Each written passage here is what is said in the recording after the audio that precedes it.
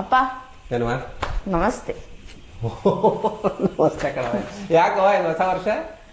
ಏನ್ ಗೊತ್ತಪ್ಪ, ನಾವು ನೆನೆ ಒಂದ್ ಫಂಕ್ಷನ್ ಹೋಗಿದ್ದಲ್ಲ, ಅಲ್ಲಿ ನಾನು ಹ್ಯಾಂಡ್ ಶೇಕ್ ಮಾಡಿದೆ ಒಬ್ರು ಅಜ್ಜಿಗೆ. ಓಕೆನಾ, ಚಿರಾಗಣ ನಮಸ್ತೆ ಅಂದ. ನಾವ್ ಯಾಕೆ ನಮಸ್ತೆ ಅನ್ಬೇಕು, ಹ್ಯಾಂಡ್ ಶೇಕ್ ಯಾಕೆ ಮಾಡ್ಬಾರ್ದು? ಏನ್ ಗೊತ್ತೇನವ, ಆಕ್ಚುಲಿ ವಯಸ್ಸಾದವ್ರಿಗೆ ಅವ್ರಿಗೆ ಗೊತ್ತಿರುತ್ತೆ, ನಮ್ಮ ಸಂಪ್ರದಾಯ ಅದು. ಆಕ್ಚುಲಿ ಇನ್ನೊಂದೇನು ಗೊತ್ತಾ, ಹಿಂಗೆ ಕೈ ಮುಗಿದು ನಮಸ್ಕಾರ ಮಾಡೋದ್ರಿಂದ ಅದು ನಮ್ಮ ಅಹಮ್ಮನ್ನ ಕಡಿಮೆ ಮಾಡೋದು ಮತ್ತೆ ವಿನಯನ ಜಾಸ್ತಿ ಮಾಡುತ್ತೆ.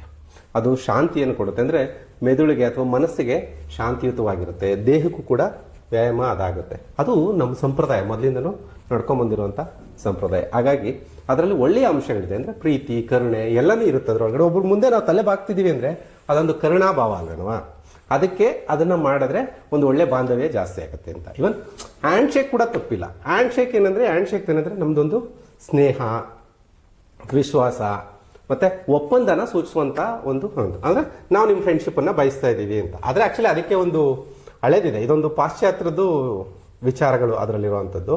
ಹಿಂದೆ ಏನಕ್ಕೆ ಹ್ಯಾಂಡ್ ಶಾಕ್ ಮಾಡ್ತಾ ಇದ್ರು ಅಂದ್ರೆ, ಬೇರೆ ಬೇರೆ ದೇಶದ ರಾಜ್ಯಗಳ ಜೊತೆಲಿ ಒಪ್ಪಂದ ಮಾಡ್ಕೋಬೇಕಾದ್ರೆ, ಯಾರೋ ಎರಡು ಗ್ಯಾಂಗ್ಗಳು ಕಿತ್ತಾಡ್ಕೊಂಡ್ಬಿಟ್ಟಿರ್ತಾರೆ, ಅವ್ರ ಜೊತೆ ಒಪ್ಪಂದ ಮಾಡ್ಕೋಬೇಕು ಅಂದ್ರೆ ನಮ್ಮ ಬಲಗೈಯಲ್ಲಿ ಯಾವುದೇ ಶಸ್ತ್ರಾಸ್ತ್ರಗಳಿಲ್ಲ ಅನ್ನೋದನ್ನ ತೋರಿಸೋದಕ್ಕೋಸ್ಕರ ಹ್ಯಾಂಡ್ ಶೇಕ್ ಮಾಡಿ ನನ್ನ ಹತ್ರ ಏನೂ ಶಸ್ತ್ರಾಸ್ತ್ರಗಳಿಲ್ಲ ಅಂತ ಹೇಳ್ತಿದ್ರು. ಅಂದ್ರೆ ಅದು ಇತ್ತೀಚೆಗೆ ಏನಾಯ್ತು, ಅದು ಸ್ನೇಹಪೂರ್ವಕವಾಗಿ ಅನ್ನೋದು ಆಯ್ತು. ಆ ರೀತಿಯಲ್ಲಿ ನೋಡೋದಾದ್ರೆ ನಮ್ಮ ಭಾರತೀಯ ಸಂಪ್ರದಾಯದ ನಮಸ್ಕಾರನೇ ತುಂಬಾ ಒಳ್ಳೇದು. ಅಂದ್ರೆ ಆರೋಗ್ಯದ ದೃಷ್ಟಿಯಿಂದ, ದೈಹಿಕ ಮಾನಸಿಕ ಆರೋಗ್ಯದ ದೃಷ್ಟಿಯಿಂದ ಇದು ತುಂಬಾ ಒಳ್ಳೇದು ಕಣವ. ಹ್ಯಾಂಡ್ ಶೇಕ್ ಇಂದ ಏನಾಗುತ್ತೆ, ಇನ್ನೊಂದು ಡಿಸ್ಅಡ್ವಾಂಟೇಜ್ ಏನ್ ಗೊತ್ತಾ, ಈಗೆಲ್ಲ ಸಾಂಕ್ರಾಮಿಕ ರೋಗಗಳು ಕೆಲವು ಬರುತ್ತೆ, ಕೆಲವೊಂದು ಕೈಲಿ ಜರ್ಮ್ಸ್ ಇರುತ್ತೆ, ಬ್ಯಾಕ್ಟೀರಿಯಾಗಳಿರುತ್ತೆ. ಅದು ನಮ್ಮ ಕೈಗೆ ಟಚ್ ಆದ್ರೆ ಅವ್ರಿಗೂ ಆ ಕಾಯಿಲೆ ಬರುವಂತ ಸಾಧ್ಯತೆಗಳು ಇರುತ್ತೆ. ನಮಸ್ಕಾರ ಮಾಡೋದ್ರಿಂದ ಅದು ನಮ್ಮದೇ ಆಗಿರೋದ್ರಿಂದ ನಮ್ಗೆ ಯಾವುದೇ ರೀತಿ ತೊಂದರೆ ಆಗಲ್ಲ. ಹಂಗಾಗಿ ನಮಸ್ಕಾರ ಮಾಡೋದು ಆರೋಗ್ಯದ ದೃಷ್ಟಿಯಿಂದ ಮತ್ತೆ ಸಂಸ್ಕಾರದ ದೃಷ್ಟಿಯಿಂದ ತುಂಬಾ ಒಳ್ಳೆಯದು. ಸರಿ ಕಣ.